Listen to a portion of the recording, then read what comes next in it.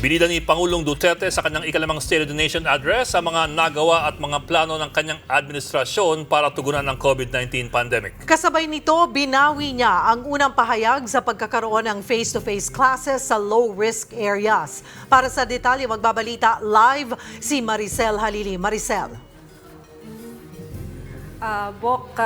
Cheryl, punto alas 4 nga ngayong hapon ay dumating na ang Pangulong Duterte sakay ng presidential chopper sa Kongreso kasama ang kanyang longtime aide na si Senador Bongo at ilang mga miyembro ng Presidential Security Group. Pero hindi kagaya ng nakagawian, dumiretso ang Pangulong Duterte mula nga dyan sa helipad patungo doon sa rostrum para gawin ang kanyang talumpati.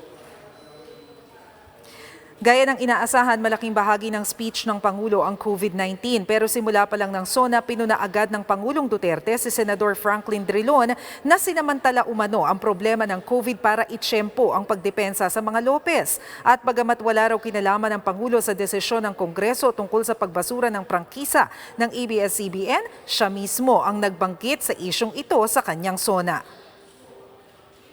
This happened after the Committee of Franchise voted 70-11 to deny the grant of franchise to ABS-CBN. Obviously, he was defending the Lopezes, that they are not oligarchs. Great wealth enable economic elites and corporations to influence public policy to their advantage. Nilinaw din ng Pangulo na hindi pa rin siya pabor sa pagkakaroon ng face-to-face classes ngayong meron pa ring pandemya. Pero kinausap pa raw nito ang liderato ng China para mabigyan tayo ng bakuna sakaling maging available na ito. Until the COVID-19 vaccine is available, I will not allow the traditional face-to-face teaching or learning unless the risk of exposure to the sickness are eliminated. I cannot and will not put to rest the health and lives of our students and teachers. About 2 weeks ago, I seem to have said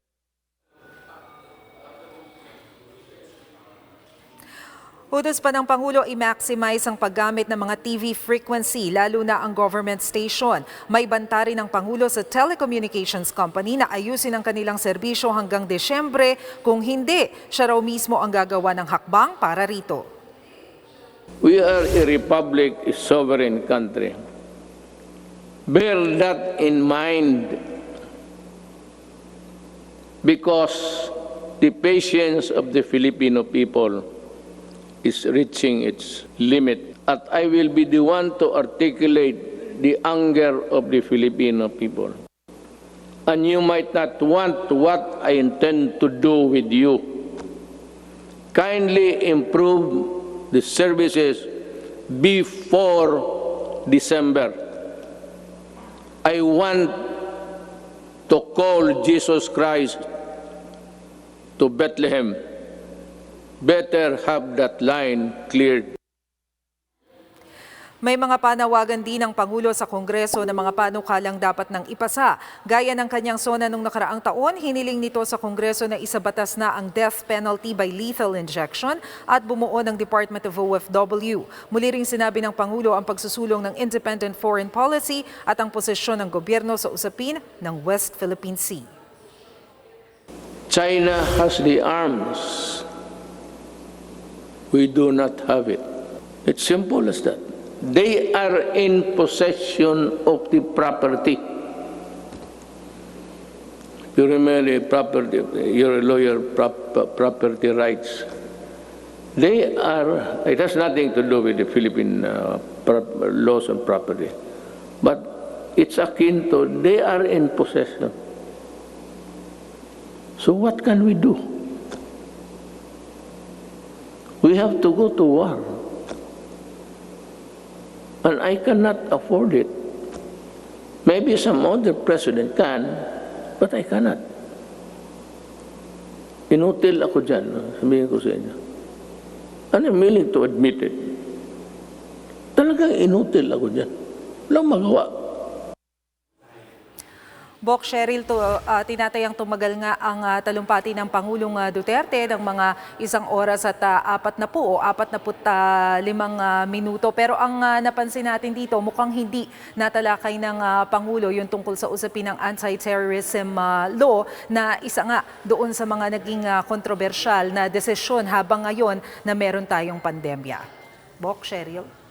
Bok, ang sabi mo nga, inutos ng Pangulo na i-maximize yung paggamit ng mga TV frequencies, lalo na yung government station, para doon sa e-learning. Pero may nabagitin yung Pangulo na yung mga TV frequencies na i-revert sa gobyerno, gamitin para sa e-learning. In fact, inutusan niya yung DICT, ang DOJ, si Secretary Guevara, pati yung DepEd, among other agencies, na pag-aralan ito.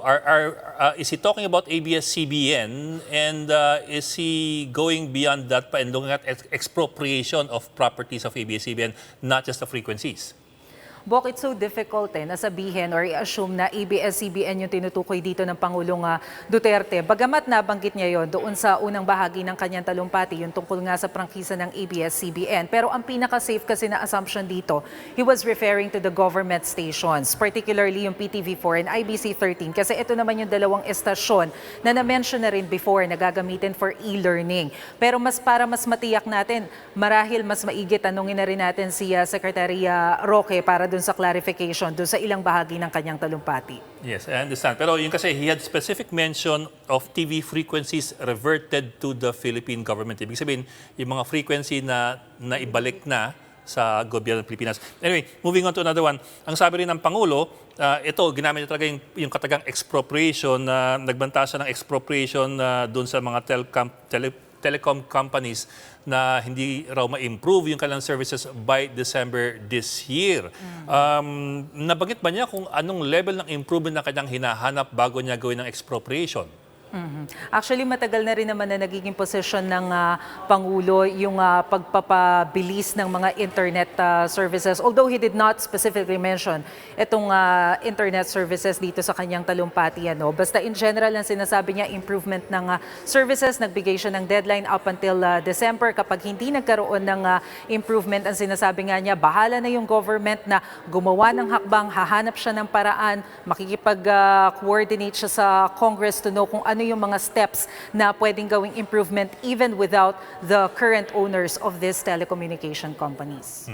Mase, para alam ng publiko rin, pag sinabi kasing expropriation, yung katagang ginamit ng Pangulo, expropriation is the right of a government, a sovereign power, to take over, actually angkinin, ang titulo ng isang private property for public use.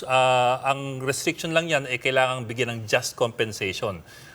But it is the right of any sovereign power to do that within its jurisdiction. So, pwedeng angkinin ng gobyernong isang lupa, basta lang may karampatang compensation. So, it's actually a right. It's a right. Okay, so hindi na siya kailangan ng dumaan pa sa korte. I'm not sure exactly how it's done, but it's a given right. It's called eminent domain. So yan, binibigyan niya ng hanggang... ito, we're talking about the property of ABS-CBN. No. Or the telcos. We're not sure if expropriation discussions include ABS-CBN. Pero binanggit kasi ng Pangulo expropriation with regard to the telco companies. So we have until December at binigyan niya ng palugit hanggang Disyembre para mag-improve ang services na ibinibigay ng dalawang telco dito. Kasi talagang binanggit niya yung dalawang telcos, ang Globe at ang Smart. Doon niya binanggit ang expropriation. Yes. Madagdag ko lang, Bok at Cheryl. Kanina kasi mukhang nabanggit din ni President Duterte yung kanyang frustration, personal experience kasi meron daw siyang tinatawagan pero laging out of reach. I think yun yung isa dun sa pinaghugutan niya kung bakit niya nabanggit na dapat magkaroon ng improvement doon sa services. But this is not the first time, of course, na nabanggit ng Pangulo yan because if my memory serves me right, nabanggit din ng Pangulo itong tungkol sa pagkakaroon nga ng third telco ng mga nakaraan niyang SONA, as well as yung other issues na nabanggit din niya kanina, like yung sa death penalty at saka yung pag-create ng Department of OFWs. Kumbaga, ito reiteration na lang to doon sa mga previous statement niya doon sa nakaraang SONA. Also, to be fair din kasi, pag ang telepono out of reach, it could be a signal issue or it could be wala ka ng baterya. Yung tinatawagan mo, di ba? Quite simply, pwede rin nakapatay yung telepono. Pwede. Alright. Siguro, ihabol ko na lamang din kay Mase, doon sa mga hindi talaga nakatutok ng buong isang oras at 40 minutos sa Pangulo, na ang inaasahan nga talaga yung recovery package. Yung para sa mga manggagawa, doon sa talagang pinaka-apektado na Juan de la Cruz. May narinig ba, may specific bang sinabi ang Pangulo na paano tutulungan si Juan de la Cruz sa gitna ng pandemyang ito? Yan talaga yung inaasahan natin na Cheryl. Kasi kahit na sino doon sa mga tagapagsalita ng Pangulo yung tanungin natin prior to the SONA, ang lagi nilang sinasabi, the 5th SONA will focus on the recovery plan, di ba? Yung battle plan natin sa COVID. Pero napansin din natin kanina na mostly yung mga nabanggit niya tungkol sa COVID, number 1, yung mga ongoing na mga programs o kung hindi man yun tapos na. For example, yung mga naibigay na ayuda doon sa mga pantawid pamilya at saka yung ibang mga drivers and yung appeal sa DILG and DSWD na tingnan yung mga reklamo ng mga drivers na hindi daw nakakatanggap ng ayuda during the pandemic. Napansin din natin na banggit niya yung tungkol doon sa mga OFWs. Inutusan yung TESDA na tulungan sila na magkaroon ng training, lalo na yung affected ng COVID na baka pwedeng mabigyan ng livelihood, mabigyan ng low interest na loan. Pero other dito sa mga specific na nabanggit niya, parang medyo kulang yung inaasahan natin na recovery plan. Parang hindi ganun na kalawak yung nailatag na ano ba yung plano natin sa mga susunod na buwan, sa mga susunod na taon. It's more of asking the people in authority na tulungan yung mga medium and small micro, small and medium enterprises na para makaahon tayo sa ekonomiya and giving point na kaya natin na lumaban given the status of our economy because of the credit rating. But other than that, parang hindi rin masyadong naging malinaw kung ano yung ating recovery plan. May mga umaasa din kasi Mase, na may makakarinig sila, lalo na yung mga nawalan ng trabaho na hindi biro yung porsyento na ibinagsak na 17.7% na sinasabi nung April na unemployment rate natin. Tama, Cheryl. Kaso doon sa SONA ng Pangulo kanina, mukhang hindi rin gaanong naidetalye kung ano yung plano dito sa mga workers na pinakang apektado doon sa nangyayari nga sa atin na community quarantine at yung pandemya. Liban na nga lang, yung mga apela na sana maipasa na agad yung Bayanihan 2 at mabigyan sila ng assistance. Maraming salamat, Maricel Halili.